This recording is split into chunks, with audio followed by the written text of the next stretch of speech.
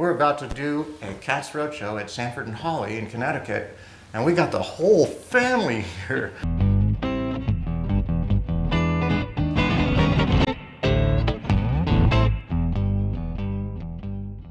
This is a family-owned lumberyard, locally owned lumberyard. It's the kind of yard that we love to do shows with.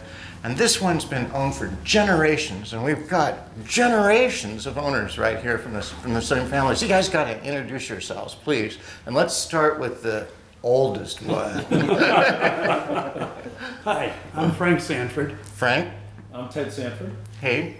Yep. Bobby Sanford. Bob Sanford. And I'm John Sanford. So who's related to who here?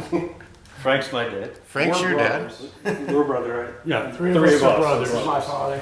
All right, so Frank's your dad, there's your dad, and the three of you are brothers. Yeah. Awesome. That's my great-great-grandfather, Edmund Sanford, who Ted is named after. And the three gentlemen on the upper left? This is my great-grandfather, Frank, again. His brother-in-law, Robert Hawley, where the Hawley name came from. And R.F. Jones was a tenant of theirs, went on to become a builder, and his grandson was the doctor that delivered Jonathan. This was my great-grandfather and his brother's portable sawmill that they started with just before this business started. This is the bridge in Unionville that's where you drove over a bridge coming from New Britain Avenue. Another view of that. And that was my grandfather's first business before he got into the lumber business. So ice and coal? Yeah.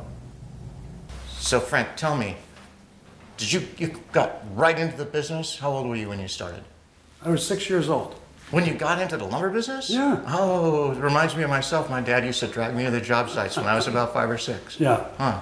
Yeah, I used to come back with my dad after lunch, and then my grandfather went home to lunch half an hour later, and I'd go back with him.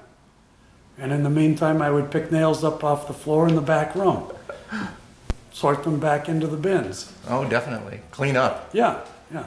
I've unloaded many a boxcar in my youth, 2x4s, 3 at a time. I was the little guy, so I was always inside the car because some of them, there'd be this much room to crawl into. Well, the warehouse is state-of-the-art, brand new. The yard that was here was 5 old buildings, some of the sheds dating back to my great-grandfather, and very inefficient.